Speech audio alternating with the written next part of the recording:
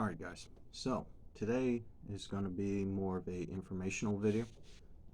The topic being the Czechoslovakian, or I should say, the general topic is field phones, but more specifically the Czechoslovakian TP-25. So I have two of them here in front of me now. These are available about 40 bucks, give or take. I bought these off of Coleman's, $80 for two of them. Over Black Friday with free shipping. This basic design is a ripoff of the German field phones from World War II. Not much has changed in that time. Most Eastern European / former Warsaw Pact countries kind of run very similar field phones.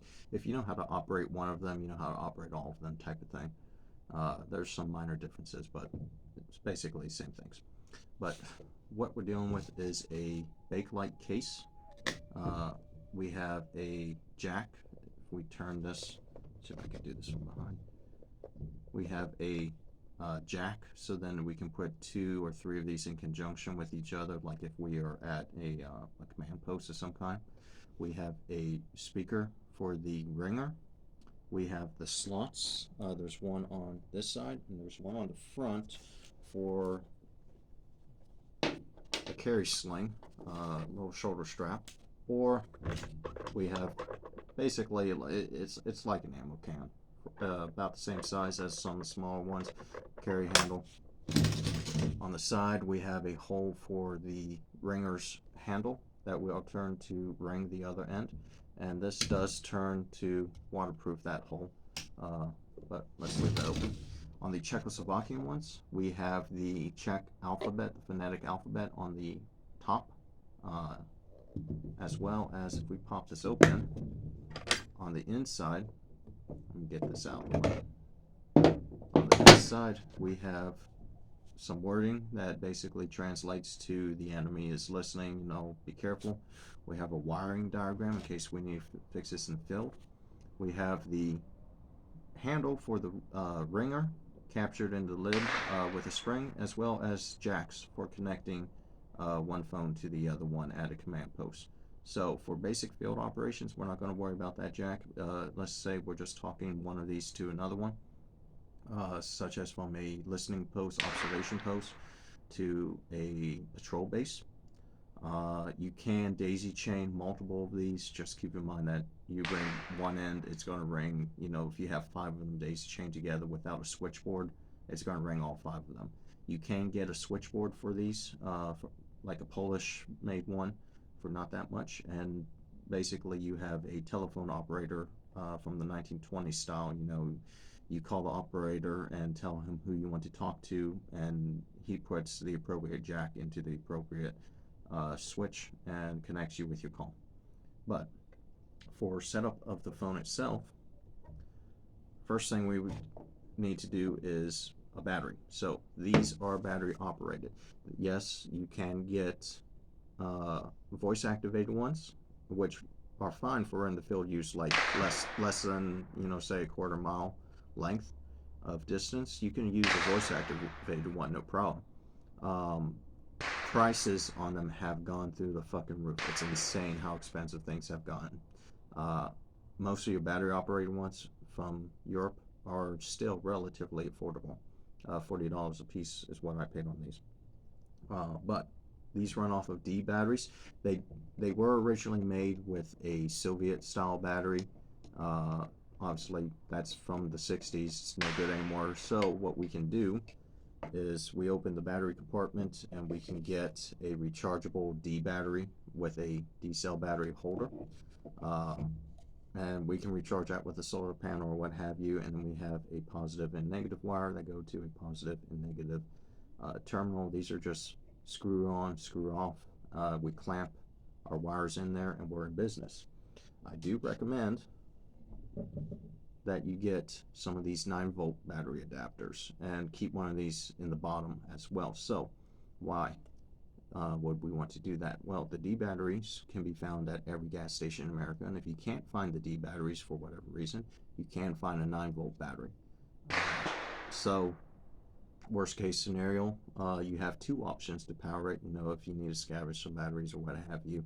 These weigh nothing, and these are a couple cents a piece. These actually have a lot of uses beyond field phones, which we'll get into that in the video, but just keep that, you know, down the bottom.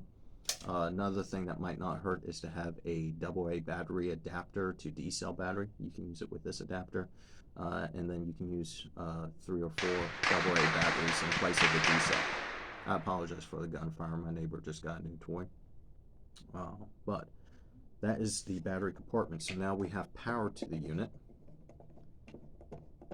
Let's screw that back on. We have at the head of the battery compartment, we have spring powered terminals, or spring loaded terminals for the ends of our telephone wire that will connect us to another phone. So this is, we had, seeing off frame here, we have another field phone already set up, and I have a length of wire. Now these battery powered ones will go for several miles with decent wire.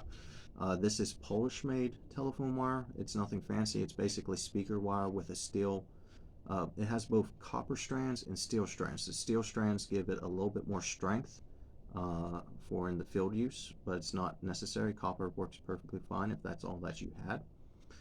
Whenever you lay this stuff out on the ground and hide it, give it some slack. You know, if one of your guys comes by and catches on it and trips on it, you want enough slack that it doesn't just snap.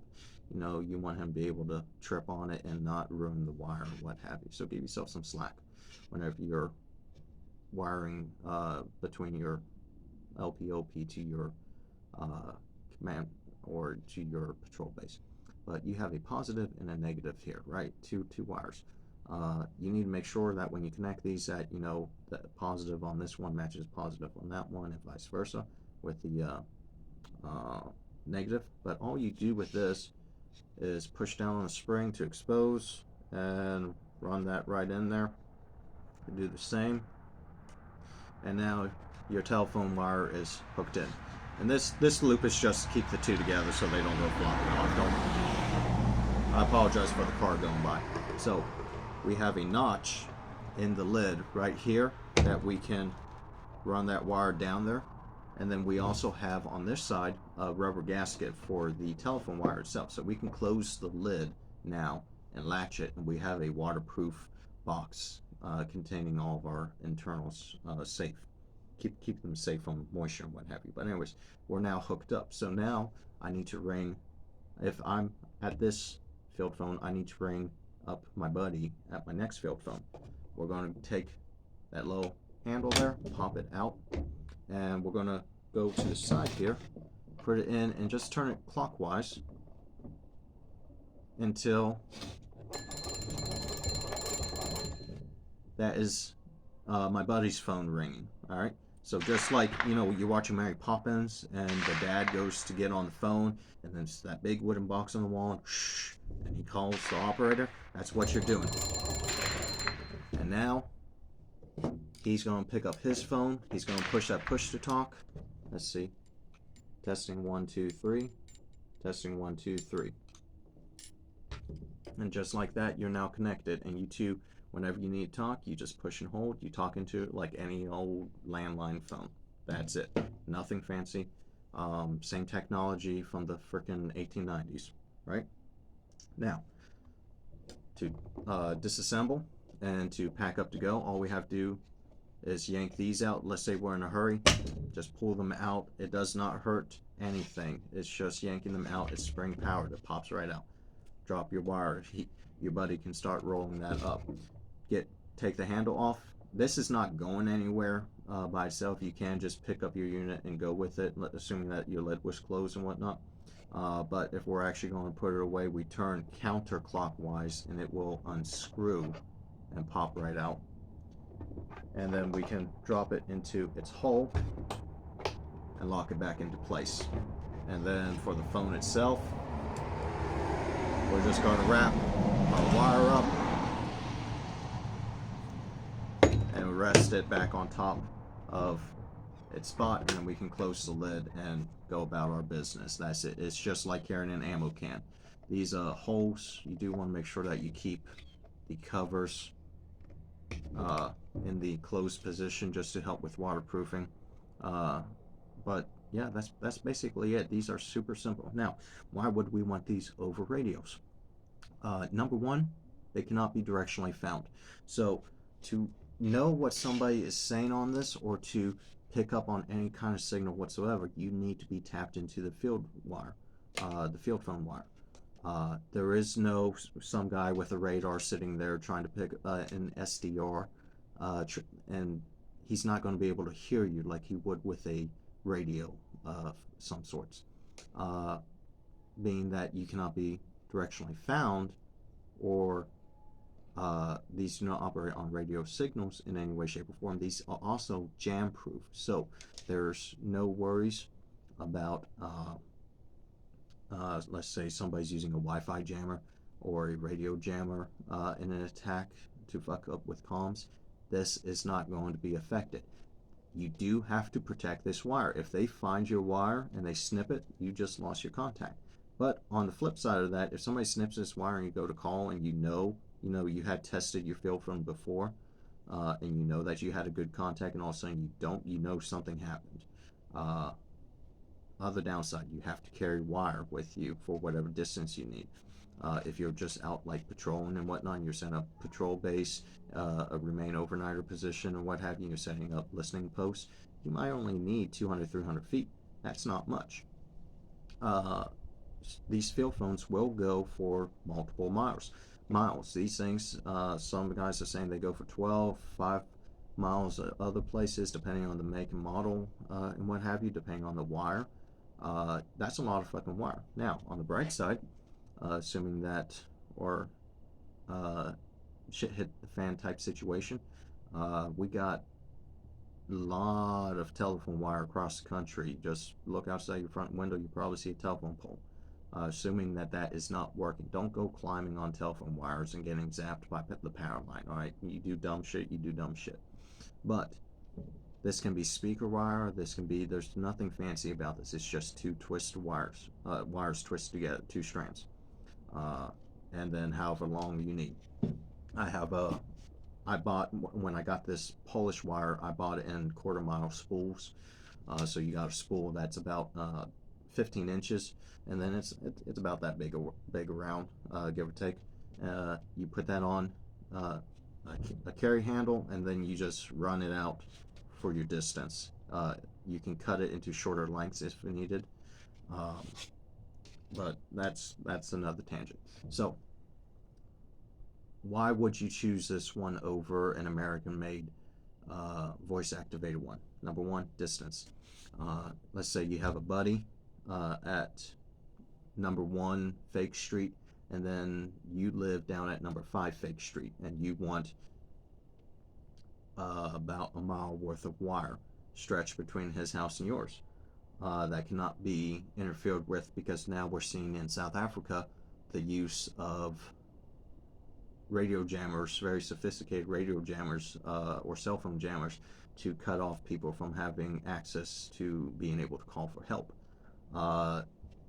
Run one of these wires, you're going to have to hide it, okay? You can't just, string up on telephone pole, because anybody sees where it is. Lay it on the ground, get it underneath stuff. Generally speaking, this military issued wire is a little bit more robust than speaker wire, but use what you have, figure it out. A more smaller example would be LPOP. You're at the patrol base in a hostile area, and you run one of these out to your patrol base. If somebody's in the area listening with a radio finding equipment, some sort of signal, excuse me for the car going by. If there's some sort of signal corps guy going off trying to hunt you guys or what have you, unless they get into this wire itself, he's not going to be able to hear anything that you're saying. It's secure comms. But if they find it and they cut it, that's where your term wiretapping actually comes from, cutting into the telephone wire and tapping into it. But anyways, that's a whole nother tangent. I'll let you guys go. The video is long enough. Thank you for your time if you made it this far. If you have any questions, drop them in the comments below, and we'll see you next time.